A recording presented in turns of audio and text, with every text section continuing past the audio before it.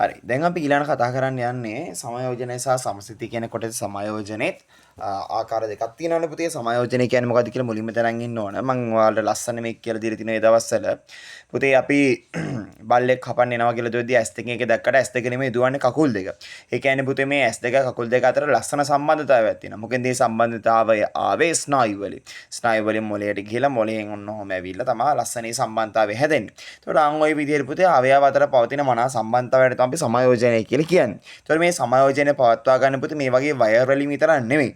Chemical වලිනුත් ඒ දේ කරනවා. ඒ නිසා සමයෝජනය කියන එක ආකාර දෙකයි. පළවෙනි ආකාරය තමයි පුතේ අපි මේ ස්නායු මගින් වයර් වලින් කරන සමයෝජනය කියන්නේ ස්නායුක සමයෝජනය. දෙවෙනි එක තමයි පුතේ රසායනික සමයෝජනය. එතන මම දැන් කතා කරන්න උත්සාහ කරන්නේ ස්නායුක සමයෝජනය කියන එක.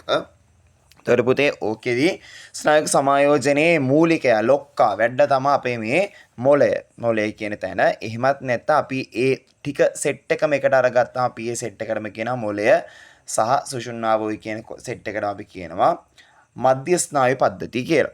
ඊට පස්සේ මෙන්න මේ කියන්නේ මේක තමයි ඇත්තටම කන්ට්‍රෝල් යුනිට් එක. මේ කන්ට්‍රෝල් යුනිට් එකෙන් පුතේ අපේ ඇඟේ හැම තැනටම ඇහැට, අත්වලට, ඒ වගේ හැම තැනටම ස්නායු යවන අපි ඒවට කියනවා මේ යන ස්නායු ටිකට පර්යන්ත ස්නායු පද්ධතිය. ඒතර ස්නායු පද්ධතිය මුලින්ම අරගත්තාම පුතේ ස්නායු පද්ධතිය බෙදෙනවා අපේ මේන් කන්ට්‍රෝල් යුනිට් එක. ඒ කියන්නේ මධ්‍ය ස්නායු පද්ධතිය සහ ඊට පස්සේ ඒ මේන් කන්ට්‍රෝල් යුනිට් එකේ ලියන වයර් ටික ස්නායු ටිකට අපි කියනවා මොකද්ද? පර්යන්ත ස්නායු පද්ධතිය. එතකොට ඔයාලට තේරෙනවා දැන් මේ ස්නායු පද්ධතිය සම්පූර්ණයෙන් පුතේ මොළය සුෂුම්නාව කියලා අපි කිව්වට මේ හැම එකම හැදිලා තියෙන ස්නායු වලින්. ඒ නිසා මේකේ ව්‍යුහමය ඒකකයේ ස්නායු. ඒ කියන්නේ හැදෙන්න හේතු වෙච්ච මූලිකය ස්නායු.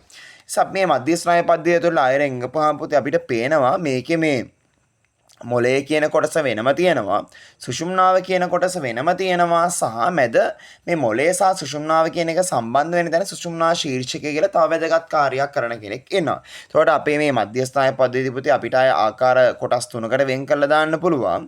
හරි. කොටස් දෙකකට වෙන් කරන ප්‍රධාන වශයෙන් මොළය සහ සුෂුම්නාව කියලා. ඊට පස්සේ මොළය අපි කොටස් තුනකට වෙන් කර ගන්නවා.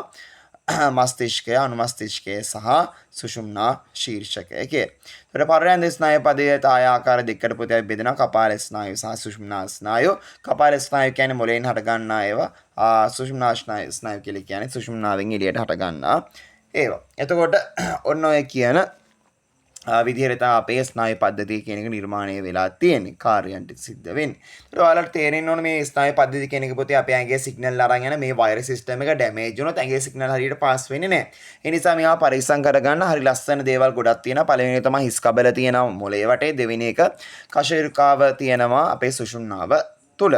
එතකොට ඔන්න ඔය කියන දෙකේ ආරක්ෂාවට මොළයේ සහ කපාලයේ සහ හිස් කබල සහ කශේරුකාව කියන එක තියෙන. ඊට අමතරව මේ දෙකම මෙනින්ජි පටල වලින් ආවරණය වෙලා තියෙනවා ආරක්ෂා වෙන්න සහ මේ දෙකම ඇතුලේ තියෙනවා මස්තිෂ්ක සුෂුම්නා තරලය කියලා එකක්. ඒකේ කාර්යයන් ටික වෙනම තියෙනවා පුතේ. අනිවාර්යයෙන් ඒක බලා ගන්න ඕන ඔයාලා. සහ ඔය ටික තමයි තියෙන්නේ එයාලගේ ආරක්ෂාව වෙනුවෙන්. ඊට පස්සේ අපි මෙයාලගේ කාර්යයන් ගැන කතා කරගෙන ඉද්දී පුතේ අපේ මේ මොළයේ දැන් කොටස් තුනයිනේ. මස්තිෂ්ක, අනුමස්තිෂ්ක සහ සුෂුම්නා ශීර්ෂකය. මොළෙන් තමයි පුතේ ඉගෙනීම, බුද්ධිය, සිතීම වැනි ඉච්ඡානුග ක්‍රියා සියල්ල පාලනය කරන්නේ. කියන්නේ උසස් මානසික ක්‍රියා සියල්ල පාලනය වෙන්නේ මොළයේ කියන එකේ. ඒක තමයි ඒක හැමදේම ගබඩා කර ගැනීම හැමදේම සිද්ධ වෙන්නේ. ඊට පස්සේ අනුමස්තිෂ්කයට ආපුවම එයාගේ ප්‍රධානම කාර්යය පුතේ දේහය සමතුලිත කර ගැනීම. ඊට අමතරව ඉච්ඡානුග ක්‍රියා හරියට සිද්ධ කිරීමත් පාලනයත් සිද්ධ කරනවා. ඊට අමතරව කරන දේ හරියට දැන් මගේ අත මෙතෙන් යවන්න ඕන ඒක හරියට නිශ්චිතව ස්ථානගත කිරීම සිද්ධ කරන්නේත් මේ අපේ අනුමස්තිෂ්කය මගින්.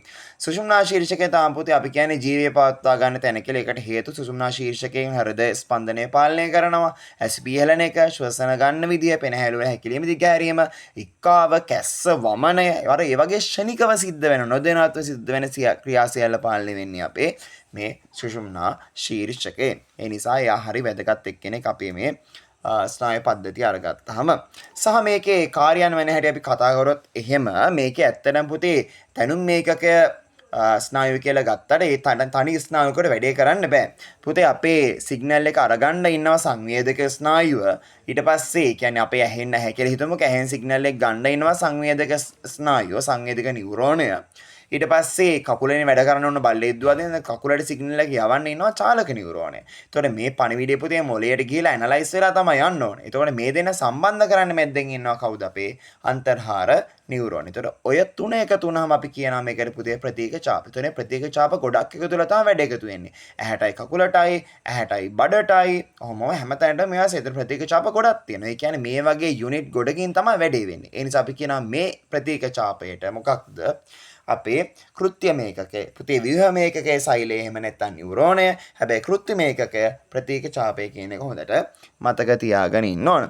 ඊට අමතරව මේකේ තව වැදගත් කොටසක් තියෙනවා ස්නායු පද්ධතිය ගැන කතා කරද්දී පුතේ ස්වයං සාධක ස්නායු පද්ධතිය. මතකද දන්නේ පහර දීමේ හෝ පලා යෑමේ ප්‍රතිචාරය. ඒ කොටස් දෙකයි අනුවේගය සහ ප්‍රත්‍යානුවේගය. පුතේ අනුවේගයෙන් දේහය වෙනස් කරනවා. ප්‍රත්‍යානුවේගයෙන් අහපව් දේහය තිබූ ආකාරයට සකස් කරනවා. අනුවේගය කියලා කියන්නේ පුතේ බය වුණාම අපිට කෙල ගිලෙන්නේ නැහැ. ඇයි ඒ? කේඩ ග්‍රන්ථි නිෂේධනය වෙලා.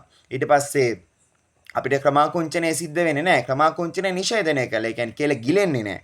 ක්‍රමාකුංචනය නිෂේධනය වෙලා. ඊට පස්සේ ඇහැ ලොකු වෙනවා. ඒ ඇහැ පොඩි ඒතකොට ඒක කරන්නේ අනුවේගයෙන්. ප්‍රත්‍යානුවේගයෙන් ඇහැ අප පොඩි කරනවා. අනුවේගයෙන් හෘද ස්පන්දනය වැඩි කරනවා. ප්‍රත්‍යානුවේගයෙන් අඩු කරනවා. ආන් ওই විදිහට අනුවේගයෙන් සහ ප්‍රත්‍යානුවේගයේ ස්නායු පද්ධතිය එක පිළිටන පුතේ සුෂුම්නාව දෙපැත්තේ ගැන්ග්ලියම් ශ්‍රේණියක් විදිහට අපි කියනවා. ඒ දෙපැත්තේ පිළිටලා තමයි එයා ඒ වැඩේ කරන්නේ.